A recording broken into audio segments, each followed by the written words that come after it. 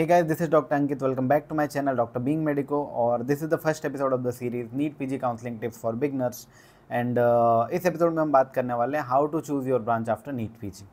देखो यही वो फेज़ है जिसमें तुम अपनी लाइफ की सबसे इंपॉर्टेंट डिसीजन लेने वाले हो कि कौन सी ब्रांच में तुम्हें स्पेशलिटी करनी है और क्योंकि पूरी लाइफ फिर तुम वही काम करने वाले हो, अगली पूरी ज़िंदगी तुम जो भी इस बार अब तुम ब्रांच सेलेक्ट करोगे। तो मैं ट्राई करूंगा कि तुम्हें सारी ब्रांचेस के बारे में कुछ टिप्स दे सकूं, जो चीज़ें तुम्हें ध्यान में रखनी चाहिए। एग्जैक्टली तुम्हें कौन सी ब्रांच लेनी है वो ऑब्वियसली तुम्हें ही डिसाइड करना है, लेकिन बहुत सारी ऐसी चीज़ें जो तुम्हें ध्यान में रखनी चाहिए तुम्हारे ये सबसे इंपॉर्टेंट डिसीजन लेने से पहले। तो इसलिए यार डेफिनेटली इस वीडियो में हम सारी चीज़ों के बारे में बात करेंगे। तो आई एम डॉक्टर अंकित, तो मुझे बीइंग मेडिको पे इंस्टाग्राम पे फॉलो कर सकते हो। इस वीडियो से रिलेटेड कोई भी चीज़ तुम्हें समझना है, कोई और तुम्हें डाउट्स है और तुम ऐसे यूट्यूब के कमेंट्स में नहीं पूछना चाह रहे हो, तो फिर डेफिनेटली तुम वहाँ पर डीएम कर सकते हो। मैं ऑलमोस्ट सारे डीएम के रिप्लाई करता ही हूँ, या फिर तुम यूट्यूब पे कमेंट कर सकते हो, तुम्हें जैसा ठीक लगे। और इसके अलावा ये जो डॉक्यूमेंट मैं जिस पे अभी स्क्रॉल करके तुम्हें समझाऊंगा, जो तुम्हारे स्क्रीन पे दिख रहा होगा, अगर तुम्हें ये पीडीएफ फॉर्म में चाहिए तो तुम मुझे टेलीग्राम पे डॉक्टर बीइंग मेडिको मेरा चैनल है वो सर्च करके फॉलो कर सकते हो। तो पहली चीज़ जो तुम्हें ध्यान रखनी चाहिए वो है कि तुम्हारी जो ब्रांच है वो तुम्हारे कॉलेज से बहुत ज़्यादा इंपॉर्टेंट है।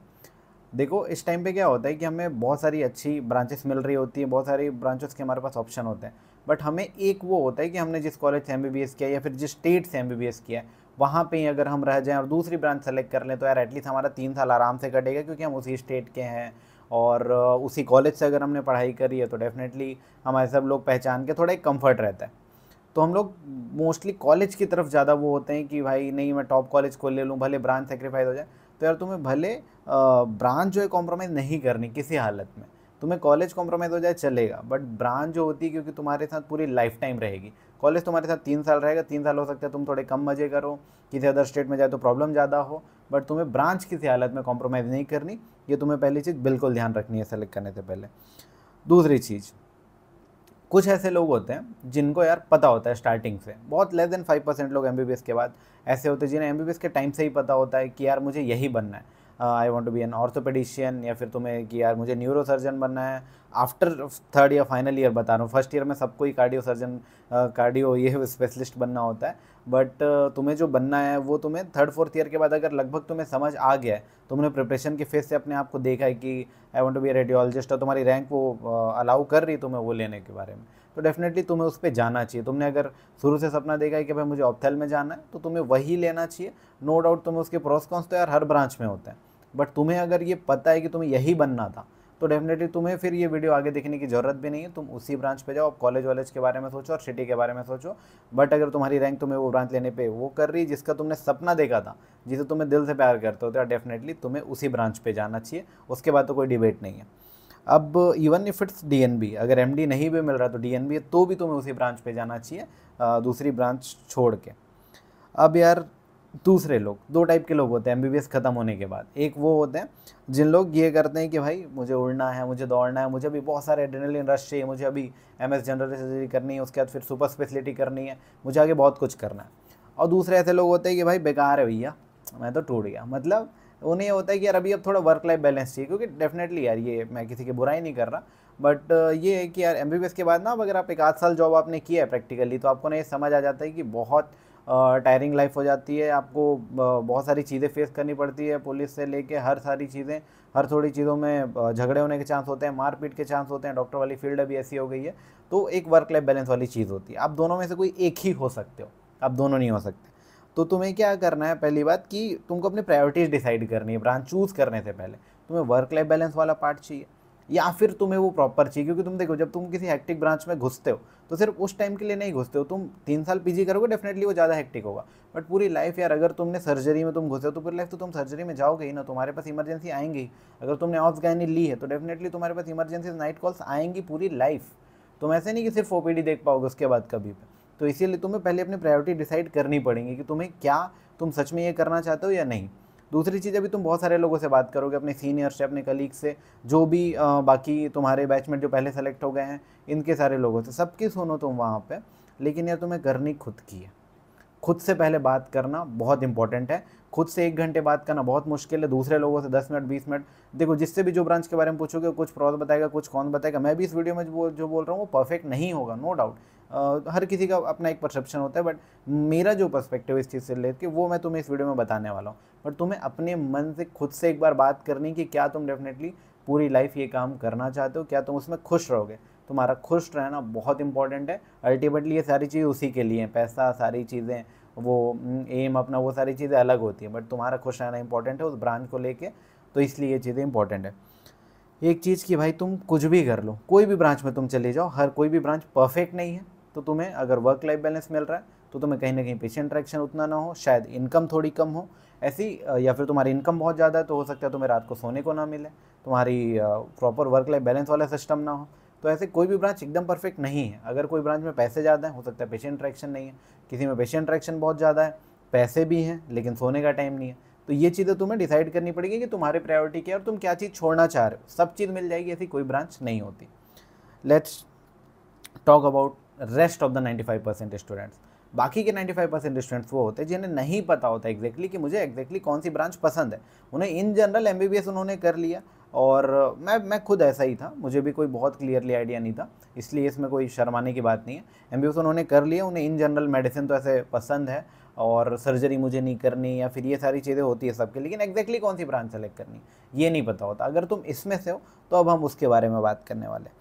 तो अभी तुम्हें नहीं पता कि एग्जैक्टली तुम्हें कौन सी ब्रांच लेनी है। अब उस तुम्हें 3 चीज़ें ध्यान रखनी बहुत इंपॉर्टेंट है। पहली चीज़ पैसा। अगर तुम्हें ये बोलता है कोई कि नहीं तुम डॉक्टर हो और तुम्हारे लिए यार पैसा पैसा क्या कर रहे हो, तो बहुत गलत है। तुमने बहुत मेहनत करी एमबीबीएस करने में, और अभी रेसिडेंसी में भी तुम 3 साल बहुत ज़्यादा मेहनत करने वाले हो।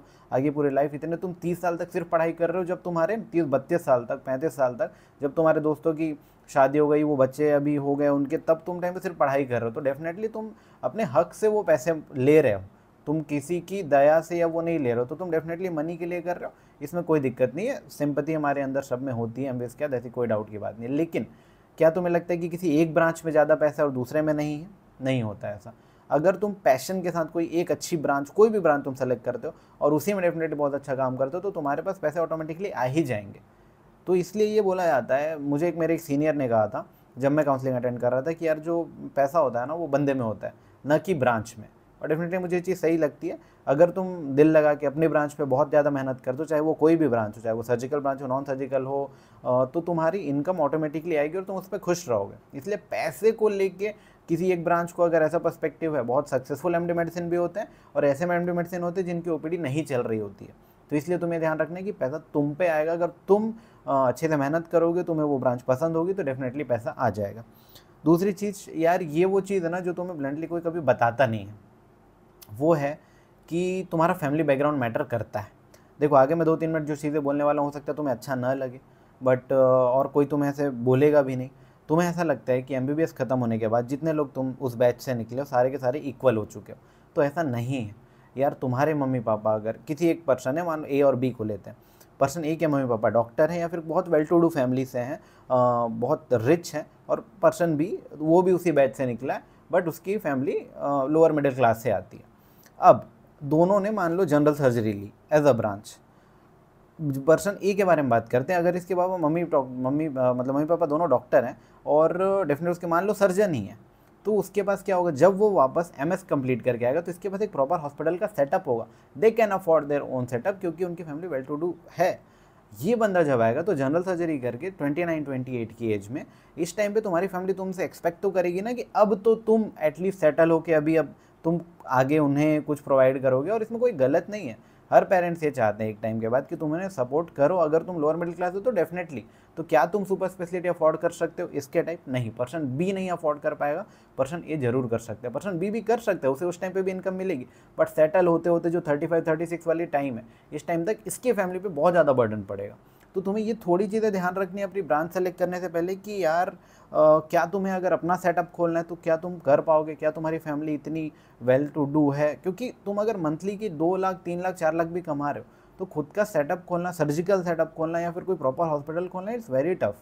मैं ये नहीं बोल रहा कि इम्पॉसिबल है, बस मैं ये बता रहा हूँ कि डिफ़िकल्टीज़ क्या फेस करनी पड़ती है। अगर तुमने इंटर्नशिप के बाद जॉब नहीं करी हो, तुम डायरेक्टली ब्रांच लेने की सोच रहे हो, तो तुम्हें इसका आइडिया नहीं होगा। अगर तुम थोड़े प्राइवेट हॉस्पिटल्स पे, गवर्नमेंट हॉस्पिटल पे 1-2 साल तुमने काम करा हुआ है, तो तुम्हें ज़रूर आइडिया होगा कि मैं क्या बोल रहा हूँ। तो यार, और तुम अगर हेट कर रहे हो पर्सन ए को, जिसकी फैमिली, जिसके मम्मी पापा डॉक्टर हैं या जिसकी फैमिली वेल टू डू है, तो तुम तो यार बहुत बड़े बेवकूफ़ हो। क्यों? क्योंकि इसकी फैमिली में किसी न किसी ने एक टाइम पे इतने ज़्यादा मेहनत करी कि इन्होंने ये पैसे अर्न किए हैं। अगर ये बंदा प्राइवेट मेडिकल कॉलेज से एमडी रेडियो ले, प्राइवेट मेडिकल कॉलेज से एमडी मेडिसिन ले, सर्जरी ले, कुछ भी ले, तो उसका हक बनता है, क्योंकि उसके पेरेंट्स के पैसे हैं। तुम्हें हेट नहीं करना उस पर्सन को जो कि जिसके पास इतने पैसे हैं कि वो सारी चीज़ें अफोर्ड कर पाएगा। अगर किसी के पास अपना हॉस्पिटल सेटअप है वापस आके, तो तुम्हें हेट करने का सेंस के लिए मैं नहीं बता रही है। मैं तुम्हें इसलिए बता रहा हूँ कि तुम्हें ये ध्यान रखना है कि वापस आके तुम्हें स्क्रैच से प्रैक्टिस शुरू करनी है, तो तुम्हारी फैमिली कितना अफोर्ड कर पाएगी। अगर तुम ओन सेटअप पे जाना चाहते हो, तो गवर्नमेंट जॉब पे जाना चाहते हो, तो फिर तो यार वो अलग बात है। बट ये चीज़ें तुम्हें एक बार ब्रांच सिलेक्शन से पहले ज़रूर सोचनी चाहिए कि तुम्हारी फैमिली का बैकग्राउंड इन मतलब इकोनॉमिक फेस पे बोल रहा हूँ मैं, कि कैसा है तुम्हारा। आगे कहीं ना कहीं यार ये चीज़ें अफेक्ट करती हैं। थर्ड चीज़, तुम कहाँ सेटल डाउन होना चाहते हो। तुम्हें चाहिए कि भाई तुम दिल्ली बॉम्बे में सेटल होना चाहते हो, छत्तीसगढ़ की बात करते हैं, मोस्टली मेरे जो व्यूअर्स है छत्तीसगढ़ से हैं। छत्तीसगढ़ में तुम रायपुर में सेटल होना चाहते हो अगर, तो तुम इवन सुपर स्पेशलिटी करके भी आओगे ना, तो भी तुम्हें बहुत कंपटीशन फेस करना पड़ेगा, क्योंकि बहुत सारे हॉस्पिटल से बहुत सारे अच्छे डॉक्टर्स हैं। तुम यही चीज़ तुम बस्तर की तरफ जाओगे, थोड़ी कम डेवलप्ड एरिया पे जाओगे, तो तुम ऐसे काफ़ी कम डॉक्टर्स मिलेंगे, तो कंपटीशन तुम्हारा काफ़ी कम हो जाएगा। तो ब्रांच तुम्हारी इस वे पे भी डिपेंड करती है। एमडी मेडिसिन इज़ इनफ, बहुत सारी एरिया में छत्तीसगढ़ में एमडी मेडिसिन अभी भी इनफ है, पर तुम रायपुर में प्रैक्टिस करना चाहोगे तो तुम्हें डेफिनेटली सुपर स्पेशलिटी चाहिए। एमएस जनरल सर्जरी तुम करके पेरीफेरी पे अगर तुम कर रहे हो, तो तुम्हारे लिए शायद इनफ हो सकता है, बट रायपुर पे वो इनफ नहीं होगा। ऐसे ही बाकी स्टेट वाले भी अपने, ये तुम समझ जाओ कि तुम्हें सेटल डाउन कहाँ होना है। एक बार तुम प्रैक्टिस शुरू करोगे ना किसी सिटी पे, तो तुम 5-10 साल बाद शिफ्ट होने के नहीं सोचते हो, क्योंकि तुम्हारा उस सिटी पे रेपुटेशन बन जाता है। तो इसीलिए तुम्हें प्रॉपर सोचना होगा कि तुम्हें सेटल डाउन कहाँ होना, उसके हिसाब से ब्रांच के प्रोज और कॉन्स चेंज हो जाते हैं। तो ये तुम्हें ये चीज़ें पहले क्लियर कर लेनी है, फिर हम आगे हर ब्रांच के प्रोस कॉन्स के बारे में बात करेंगे। अच्छा, एक टिप है यार, देखो मैं जिन भी ब्रांचेस के बारे में भी बात करूंगा, मैं ये नहीं बोल रहा कि मैं एकदम सही हूँ उन सब के बारे में। तुम्हें पर्टिकुलर ब्रांच में जो पीजी कर रहा है उससे ही उसके बारे में ज़्यादा पता चलेगा, बट मैं इन जनरल इसलिए बता रहा हूँ क्योंकि आप सारी ब्रांचेस के बारे में तो बात नहीं कर सकते सबसे। तो मैं जो बोलने वाला हूँ वो इन जनरल वो टिप्स, प्रोज और कॉन्स में बता रहा हूँ मेरे पर्सपेक्टिव से। बाकी अगर मैं कुछ गलत होऊंगा तो डेफिनेटली सॉरी, किसी भी ब्रांच को अगर ऐसा कुछ बुरा लगता है आगे। बट मैं इन जनरल एक नीट पीजी एस्पिरेंट्स की हेल्प के लिए जो भी बता रहा हूँ, तो तुम आगे वो देख सकते हो। तो लेट्स, अभी तक तुमने ये तो डिसाइड, ये सारी चीज़ें जो है तुम्हें बिल्कुल ध्यान में रखनी है, फिर ही तुम्हें आगे ब्रांच डिसाइड करनी है। तो अभी तक मैंने जो बातें बताई वो सारी बैकग्राउंड चीज़ें थी, तुम्हें पता होना चाहिए डेफिनेटली। पर ये है कि एक्चुअल ब्रांच कैसे डिसाइड करनी है वो अभी हम आगे बात करेंगे। तो ब्रांच डिसाइड करने में सबसे पहली चीज़ जो आती है वो है तुम्हारी, तुम्हें क्लिनिकल चाहिए, नॉन क्लिनिकल चाहिए ब्रांच। मैं रैंक के हिसाब से तो यार तुम्हें ऑलरेडी पता ही होगा क्या मिल सकता है, पर फिर भी जो ऑप्शन है उसमें क्लिनिकल या नॉन क्लिनिकल डिसाइड करना पहले ज़रूरी है। पेशेंट इंटरेक्शन तुम्हें बिल्कुल ही नहीं चाहिए। तुम्हें अब ऐसा लगता है कि यार मैंने एमबीबीएस कर लिया, मैंने 1-2 साल जॉब कर लिया, नहीं भी करी, बट मुझे यार अभी पेशेंट नहीं देखने, तो तुम नॉन क्लिनिकल पे जा सकते हो। तुम्हें ऐसा लगता है कि नॉन क्लिनिकल में स्कोप नहीं है, तो बहुत गलत हो, क्योंकि देखो गवर्नमेंट तो धड़ल्ले से एमबीबीएस के कॉलेजेस खोल रही है। लोगों को एमडी एनाटमी नहीं मिल रहे हैं और टीचर्स नहीं मिल रहे हैं। एनाटमी के टीचर्स अगर तुम पेरीफेरी के कॉलेजेस में देखो तो they are taking like MSc anatomy वगैरह के टीचर्स को वो ले रहे हैं, एमडी एनाटमी नहीं मिल रहे, फिजियोलॉजी। तो ये सारे क्या है कि क्योंकि मेडिकल कॉलेजेस इतने ज़्यादा हो रहे हैं, तो इनके स्कोप हमेशा मेडिकल कॉलेज में टीचिंग में है। अगर तुम्हें पढ़ाना पसंद है तो मेडिकल कॉलेज से टच में रहना चाहते हो, वो एकेडमिक्स, मेडिकल कॉलेज का एक अपना माहौल होता है वहाँ पे रहने का, वहाँ के टीचर्स का, वहाँ की सेलिब्रेशन, वो सारी चीज़ें। तो अगर तुम इन सब चीज़ों में थोड़ा रहना चाहते हो तो तुम डेफिनेटली नॉन क्लिनिकल ब्रांचेस पे जा सकते हो, बहुत उसमें भी अच्छा स्कोप है। बस ये है कि देखो यार, एमबीबीएस तो तुमने करी ही है, तो तुम ऐसे प्रैक्टिस भी कर सकते हो, बट थोड़ा इसमें जो बाहर इसके अलावा 9 to 5 के बाद तुम्हारे पास जो है वो चांसेस थोड़े कम होते हैं, बट तुम दूसरी चीज़ों पे ज़्यादा ध्यान दे सकते हो। स्टिल तुम खुश रह सकते हो अगर तुम्हें, तुम्हारी प्रायोरिटीज़ अगर इस पे हैं तो, क्योंकि मेडिकल कॉलेज बहुत सारे हैं और बहुत सारी वैकेंसीज है जो अभी खाली जा रही हैं। इसमें भी 2 चीज़ें तुम्हें और ध्यान रखनी है, जैसे इसमें तुमने एनाट फिजियो ये सारी चीज़ें कवर हो गई। इसके बाद जो तुम्हें ध्यान रखनी है वो है कि अगर तुम्हें गवर्नमेंट के साथ थोड़ी ऐसी प्लानिंग वानिंग की चीज़ें, तुम्हें ऐसा लगता है कि कम्युनिटी के लिए मुझे प्लान करना पसंद है, मैं कुछ चेंज ला सकता हूँ गवर्नमेंट के साथ मिलके, ऐसी कुछ तुम्हारे मन में थॉट्स है, तुम ऐसे प्रॉपर गवर्नमेंट के साथ वर्क करना चाहते हो प्लानिंग वगैरह में, तो तुम पीएसएम की तरफ जा सकते हो। अगर तुम्हें मेडिको लीगल चीज़ें पसंद है तुम चाहते हो कि मैं एमएलसी हैंडल करूँ, मुझे क्राइम वाली चीज़ें, मुझे थोड़ी क्यूरियोसिटी होती है इन सारी चीज़ों पे, तो तुम फॉरेंसिक की तरफ जा सकते हो। तो मेडिकल कॉलेज से भी रिलेटेड होगी क्योंकि तुम वहाँ पे टीचिंग का भी काम कर सकते हो और साथ ही साथ ये चीज़ें भी। तो ये तुम्हारे कुछ ऐसे सब्जेक्ट्स हैं जिसे अगर तुम नॉन क्लिनिकल के साइड पे जा रहे हो तो तुम ये सारी चीज़ें कर सकते हो। अब बात कर लेते हैं यार, अगर तुम क्लिनिकल की तरफ, मतलब तुम्हें पेशेंट इंटरेक्शन फिर भी चाहिए, थोड़ा ना थोड़ा तो चाहिए, क्लिनिकल के बारे में बात कर लेते हैं। इसमें जो तुम्हें डिसाइड करना है वो है कि तुम्हें सर्जिकल चाहिए या फिर नॉन सर्जिकल चाहिए। सर्जिकल के जो प्रॉज होते हैं वो यही सब है कि यार तुम्हें एड्रेनलिन रश मिलता है, काफ़ी ज़्यादा सेटिस्फैक्शन मिलती है, तुम्हें टाइम लगता है सेटल डाउन होने में, नो डाउट तुम्हारा लर्निंग का काफ़ी लंबा होता है, पर एक बार तुम सेटल डाउन हो जाते हो तो उसका तुम जितना काम, मतलब तुम्हें जितना तुम काम करोगे तुम्हारा इनकम उतनी ज़्यादा बढ़ती जाती है। तो ये ऐसे वो नहीं होता, ठीक है, फ्लैट नहीं होता, प्लेट्यू नहीं आता इसमें, इसमें इनकम बढ़ती है काफ़ी अच्छी सर्जिकल ब्रांचेस में। तो बट ये है कि तुम्हें ये ध्यान रखना पड़ेगा कि तुम्हारी जो ड्यूटी होगी वो हमेशा लॉन्ग आवर्स की होगी, सर्जरीज अनप्रेडिक्टेबल होती है, कितनी लंबी चलने वाली है क्या है, और दूसरी चीज़ कि खुद का सेटअप अगर तुम खोलना चाहते हो तो surgical branches always they are costly as compare to medical branches.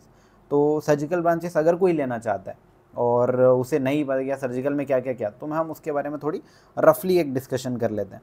Surgical में अगर तुम्हें इंटरेस्ट है और तुम्हें पहले ये सोचना है कि तुम्हें सुपर स्पेशलिटी करनी है कि नहीं, मैं आज के टाइम के हिसाब से बोल रहा हूँ, तुम्हें लगे कि नहीं यार ऐसा चल जाता है, तो ऐसा नहीं होता, तुम्हें सुपर स्पेशलिटी करनी है, तुम्हारा मन है इसके बारे में, तो तुम जनरल सर्जरी ले सकते हो। सिर्फ general surgery is not enough अभी, नो डाउट, फिर भी मेडिसिनल ब्रांच में एमडी मेडिसिन फिर भी अभी आजकल पेरिफेरी आप कर सकते हो, पर जनरल सर्जरी के बाद यार तुम अगर सिटी में रहना चाहते हो तो तुम उसमें सुपर स्पेशलिटी ज़रूरी होती है, और वो सुपर स्पेशलिटी भी उतनी ही हेक्टिक होती है।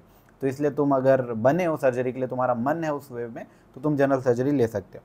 सेकंड चीज़ तुम्हें जो लगती है वो है कि यार एंड ब्रांच, अगर तुम्हें लगता है कि यार मुझे अब and branch he, relatively and branch बोल रहा हूँ क्योंकि आजकल हर चीज़ में सुपर स्पेशलाइजेशन होता है, तो इसलिए मैं रिलेटिवली एंड ब्रांच बोल रहा हूँ जो तुम सेटल कर सकते हो। उसमें ये है कि तुम्हें अगर पेशेंट इंटरेक्शन चाहिए काफ़ी ज़्यादा और उसके अलावा तुम्हें सर्जरी भी करनी है, तुम्हें प्रॉपर पेशेंट सेटिस्फैक्शन वाली ब्रांच चाहिए, तो फिर तुम क्या कर सकते हो कि तुम ऑब्स गायनी की तरफ जा सकते हो। ऑब्स गायनी के बाद जब तुम, ऑब्स गायनी में क्या होता है कि तुम्हें प्रॉपर पेशेंट सेटिस्फैक्शन मिलता है, तुम बेबीज डिलीवर करते हो, तुम काफ़ी इमरजेंसी भी मैनेज करते हो गायनी से रिलेटेड, तो पेशेंट लोड हमेशा रहता है। इसमें फ़ायदा ये है जब तुम प्राइवेट सेटअप में है कि पेशेंट लोड ज़्यादा होता है, जिसका नुकसान ये है कि जब तुम गवर्नमेंट सेटअप में होते हो तो कि पेशेंट लोड ज़्यादा होता है। नुकसान ऑब्स गायनी के क्या क्या होते हैं? पहली चीज़, नाइट कॉल्स हमेशा ऑब्स गायनी में होनी है तुम्हारे पास पूरे लाइफ टाइम। सेकंड, लेकिन हाँ जब तुम सीनियर हो जाओगे तुम अपने जूनियर्स को भेज सकते हो, पर प्राइवेट सेटअप में ऐसा नहीं कर सकते तुम। मेडिको लीगल बहुत रिस्पॉन्सिबिलिटीज़ होती है। देखो किसी एक मदर की भी डेथ हो जाती है ना तुम्हारे ऑन प्राइवेट सेटअप में, तो गवर्नमेंट उसको बंद करने पे आ जाती है कुछ दिन के लिए, क्योंकि क्या होता है मीडिया पे बहुत ज़्यादा विरोध वगैरह होता है, तुम्हारी गलती हो ना हो, बट यार ऑब्वियसली ये सेंसिटिव मैटर है, तो इसलिए ये सब चीज़ें तुम्हें थोड़ी ध्यान रखनी पड़ती है। और वही गवर्नमेंट सेटअप पे हाई पेशेंट लोड होता है, तो तुम्हें थोड़ा ये देखना पड़ेगा कि अगर तुमने कभी इंटर्नशिप सही से करी और तुम एक ऑब्स गायनी के एनवायरनमेंट में रहे हो तो तुम्हें उसी टाइम समझ आ गया होगा तुम्हें गायनी लेनी चाहिए या नहीं लेनी चाहिए। सेकंड चीज़ यार अब कि तुम्हें ट्रॉमा वगैरह पसंद है और तुम्हें एक प्रॉपर फिजिकल वर्क चाहिए, तुम्हें वो मैनली वाला पार्ट चाहिए और तुम्हें एक एंड ब्रांच टाइप की चाहिए, तो ortho is the thing. Ortho ऐसी ब्रांच है अगर तुम बहुत अच्छे से करते हो और फिर तुम प्रैक्टिस शुरू करते हो तो तुम्हारी शुरू में ऑब्वियसली टाइम लगता है, उसमें भी कोई भी मतलब सर्जिकल ब्रांच है तो ऑब्वियसली टाइम लगेगा, बट डेफिनेटली ऑर्थो की तरफ तुम जा सकते हो। इसके भी नुकसान वही है कि भाई हेक्टिक होती है, फिजिकली बहुत डिमांडिंग है ऑर्थो, तो तुम इसके बारे में बाकी सोच सकते हो। देखो मैं सारी ब्रांचेस के बारे में बहुत शॉर्ट में इसलिए डिस्कस कर रहा हूँ क्योंकि वीडियो बहुत लंबी हो जाएगी। तुम्हें अगर कोई एक ब्रांच के बारे में बहुत ज़्यादा जानना है, तुम्हें लगता है कि मुझे हर ब्रांच के बारे में प्रॉपर डिटेल में डिस्कस करना चाहिए, तो फिर तुम नीचे कमेंट कर सकते हो अगर तुम्हें ऐसा लगता है तो। बाकी अब तुम्हें कोई प्रिसीजन वाली सर्जरी करनी पसंद है, थोड़ी ये ट्रॉमा वगैरह सेट के थोड़ी कम वाली चीज़ें, तो तुम्हें ईएनटी ऑप्थेल की तरफ तुम जा सकते हो। ईएनटी का फ़ायदा एक जो तुम मुझे लगता है काफ़ी कि देखो अगर तुम्हारी रैंक इतनी नहीं है कि तुम जनरल सर्जरी ले सको, तो तुम्हें अगर न्यूरो सर्जरी की तरफ जाना है ना तो तुम ईएनटी एमएस ईएनटी करके तुम न्यूरो सर्जरी की तरफ जा सकते हो सुपर स्पेशलिटी में। तो एक ईएनटी का एक फ़ायदा हो सकता है, बाकी तो एक अपने इंटरेस्ट के ऊपर होता है ईएनटी वालों में। और ऑप्थेल, फिर ऑप्थेल में क्या होता है कि फीमेल्स तो ऐसे काफ़ी प्रीफर करती हैं, काफ़ी अच्छे, इवन मेल्स के लिए सबके लिए सही है, बट एकमात्र ऐसी मेरे को सर्जिकल ब्रांच लगती है जिसमें वर्क लाइफ बैलेंस फिर भी है, हमेशा पेशेंट लोड इसमें रहेगा ही। गवर्नमेंट में भी काफ़ी ज़्यादा कैंप्स वैम्प लगते हैं, प्राइवेट में भी काफ़ी ज़्यादा इसमें पेशेंट लोड रहता है, तो overall ऑप्थेल is a good branch. Surgery काफ़ी क्विक होती है और इसमें ये है कि वर्क लाइफ बैलेंस तुम मेंटेन कर सकते हो, फिर भी मुझे ऐसा लगता है रिलेटिवली, बट बाकी तुम पे डिपेंड करता है कि तुम्हें वो माइनर प्रिसीजन वाली सर्जरी, फाइन स्किल्स वाली सर्जरी पसंद है या नहीं। अब कुछ ऐसे लोग होते हैं जिनको ओटी में रहना पसंद होता है, इमरजेंसीज पसंद होती है, क्रिटिकल केयर पसंद होता है, बट वो सर्जरी नहीं करना चाहते, तो तुम एनेस्थीसिया ले सकते हो। एनेस्थीसिया में देखो तुम्हें सारी इमरजेंसीज हैंडल करनी है, तुम्हें ऐसे टाइम पे इंट्यूबेट करना है, ऐसे टाइम पे कैनुला लगाना है जब किसी से नहीं लग रहा है, उस सिस्टर से नहीं लग रहा है जो 20 साल से वहाँ पे कैनुला लगा रही है, ऐसे मेडिसिन वालों से नहीं हो रहा, सर्जरी से नहीं हो रहा इंट्यूबेट, तब तुम्हें इंट्यूबेट करना है। तो इसलिए तुम्हें इस टाइम पे बहुत क्रिटिकल केयर में काम करना होता है। लेकिन एनेस्थीसिया का जो सबसे बड़ा मुझे लगता है कि कौन जो उसका है वो है कि तुम्हें कोई कभी थैंक यू कोई पेशेंट नहीं बोलता, तुम्हें पेशेंट एज अ डॉक्टर कभी शायद जानेगा भी नहीं, क्योंकि तुम ओटी में आओगे सबसे क्रिटिकल काम करके उसकी लाइफ सेव करके तुम जाओगे। लेकिन थैंकलेस जॉब मुझे लगती है एनेस्थीसिया में। तो पैसे काफ़ी हैं, पैसे तो सारे उसमें हैं, लेकिन तुम्हें कोई आके थैंक यू बोलेगा, ये वाली चीज़ एनेस्थीसिया में मुझे लगता है कि थोड़ी मुश्किल है। अब बाकी जाते हैं नॉन सर्जिकल ब्रांचेस की तरफ। एनेस्थीसिया भी उसमें ही आता है, बट फिर भी एनेस्थीसिया थोड़ा ऐसा अलग से था, इसलिए मैंने वो बताया। अब नॉन सर्जिकल के प्रोस क्या क्या हैं। पहली चीज़ कि यार अगर तुम ओन सेटअप खुद का सेट करना चाहते हो, कंपेरेटिवली इसका जो कॉस्ट होता है वो हमेशा सर्जिकल ब्रांचेस के कंपैरिजन में कम होता है। दूसरी चीज़ कि अगर तुम इंडिपेंडेंटली प्रैक्टिस करना चाहते हो, खुद की ओपीडी चलाना चाहते हो, तो हमेशा तुम्हें ओटी वगैरह का कुछ झंझट नहीं चाहिए, खुद अपने कम पैसों में तुम सेट करना चाहते हो, तो हमेशा नॉन सर्जिकल ब्रांचेस बेटर होती हैं। अब इसमें भी तुम्हें वही कि सुपर स्पेशलिटी तुम्हें अगर करनी है और तुम्हें पढ़ना बहुत पसंद है, तुमने सोच के रखा है कि नहीं मुझे गैस्ट्रो पे ही जाना है या इस पे जाना है, और तुम्हें डायग्नोस करना पसंद है, एक्चुअली तुम्हें पेशेंट सेटिस्फेक्शन वाली चीज़ तुम्हारे में है, तुम्हें पेशेंट इंटरेक्शन बहुत पसंद है, तो तुम जनरल मेडिसिन पे जा सकते हो। काफ़ी डिमांडिंग, काफ़ी हेक्टिक है, कभी रिप्लेसेबल नहीं है, पर ये है कि तुम्हारे अंदर वो होना चाहिए कि यार हाँ मुझे आगे ये भी चीज़ें करनी है। अभी भी MD medicine, DNB medicine is enough periphery में प्रैक्टिस करने के लिए, बट क्योंकि सीट्स बहुत ज़्यादा खुल रही हैं और बहुत ज़्यादा सुपर स्पेशलिस्ट अभी आ रहे हैं स्पेशलिस्ट, तो इसीलिए तुम्हें शायद मुझे लगता है कि सुपर स्पेशलिटी की नीड अभी एमडी मेडिसिन में आ चुकी है। सेकेंड चीज़, तुम्हें बच्चे पसंद है, तुम्हें ऐसा लगता है कि सुपर स्पेशलिटी की उतनी नीड नहीं होनी चाहिए, ऐसा मैं कोई कोर्स करूँ, और तुम्हें तुम्हारी रैंक पे अगर एमडी मेडिसिन नहीं मिल रही है और एमडी पीडिया मिल रही है, तो तुम क्या है कि फ्यूचर में एमडी मेडिसिन वाले जो सुपर स्पेशलिटी होते हैं, ये तुम्हें कई लोगों को नहीं पता होता कि आप एमडी पीडिया करके एमडी मेडिसिन वाले जो सुपर स्पेशलिटी जैसे कि कार्डियो हो गया, बाकी सारी चीज़ें जो मेडिसिन वाले करते हैं सुपर स्पेशलिटी में, एक्सेप्ट गैस्ट्रो आई गेस, बाकी सारी सुपर स्पेशलिटी तुम अब कर सकते हो पीडियाट्रिक्स में, अभी तक तो ऐसा है। तो इसलिए एमडी पीडिया के बाद तुम्हें सुपर स्पेशलिटी अगर जनरल करनी है, तुम्हें बाद में बच्चे को नहीं देखना, तुम्हें जनरल पेशेंट देखना है, तो तुम ऐसे सुपर स्पेशलिटी भी कर सकते हो। तो पीडियाट्रिक्स के ये फ़ायदे हैं। बाकी यार काफ़ी सेंसिटिव ब्रांच है, प्राइवेट सेटअप अगर तुम जस्ट एमडी पीडिया के बाद डालते भी हो या फिर इवन गवर्नमेंट में काम करते हो, तो क्या होता है, मैं तुम्हें बस एक एग्जांपल दे रहा हूँ कि जो बच्चे, जैसे तुम्हें बस एग्जांपल हो, एक बच्चे की डेथ हुई 1 साल के और एक 60 साल के आदमी की डेथ हुई, तो जो माहौल होता है ना आसपास का बहुत डिफरेंट होता है। जब बच्चे की डेथ होती है तो चाहे वो बच्चा कितनी बुरी कंडीशन में तुम्हारे पास आया हो, चाहे उन्होंने 10 दिन देसी दवाई करा के तुम्हारे पास लास्ट में तुम्हारे पास आए हो, बट स्टिल तुमको ही ब्लेम किया जाएगा, तुम पीडियाट्रिशियन हो, तो काफ़ी सेंसिटिव होता है मैटर। प्राइवेट पे तो वो हमेशा बंद करने पे आ जाते हैं कि नहीं इसकी गलती है, तो सेंसिटिव काफ़ी होता है। देखो रिस्क हर ब्रांच में, बट पीडियाट्रिक मैंने बोला जैसे कि गायनी और एक पीडियाट्रिक काफ़ी सेंसिटिव ब्रांचेस हैं। तो एक चीज़ बस ये मुझे ऐसा लगता है कि तुम्हें ध्यान रखनी चाहिए पीडियाट्रिक्स लेने से पहले। इसके अलावा बाकी ब्रांचेस के बारे में जो है बात कर लेते हैं यार। अगर तुम्हें पेशेंट इंटरेक्शन उतना नहीं पसंद और तुम्हें टेक वर्क काफ़ी पसंद आता है, तुम्हें ये स्क्रीन और ये सारी चीज़ें डायग्नोस करना पसंद है, तुम्हें वर्क फ्लेक्सिबिलिटी चाहिए, तुम्हें यही वर्क लाइफ बैलेंस चाहिए, तो तुम रेडियोलॉजी की तरफ जा सकते हो। रेडियोलॉजी के जो कॉन्स हैं, मुझे ये लगता है कि जो खुद का सेटअप करना है वो कॉस्टली है रेडियोलॉजी में।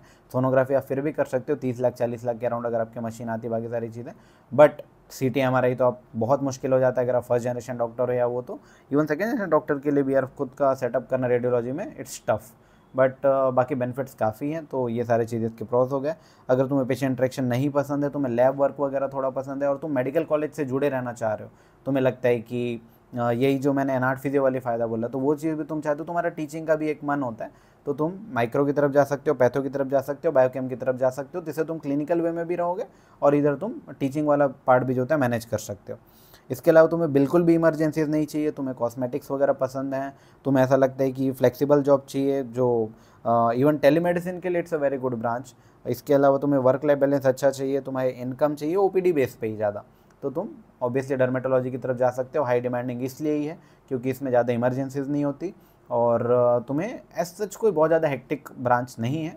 वर्क प्लेस के ऊपर डिपेंड करता है नो डाउट, टॉक्सिसिटी हो सकती है ऐसा नहीं है, बट स्टिल अभी भी इसमें काफ़ी ज़्यादा इनकम के चांसेस होते हैं। आगे जब तुम अगर इसमें भी सुपर स्पेशलिटी करते हो, फेलोशिप वगैरह करके प्रॉपर लेज़र वगैरह का ये सेंटर डालते हो, तब ये ऑब्वियसली कॉस्टली हो जाता है। लेकिन सिर्फ एमडी डर्मा करके अगर तुम ओपीडी बेस पे पेशेंट्स देख रहे हो जहाँ पे एमडी डर्मा नहीं है, तो स्टिल अभी भी बहुत हाई इनकम की ब्रांच है।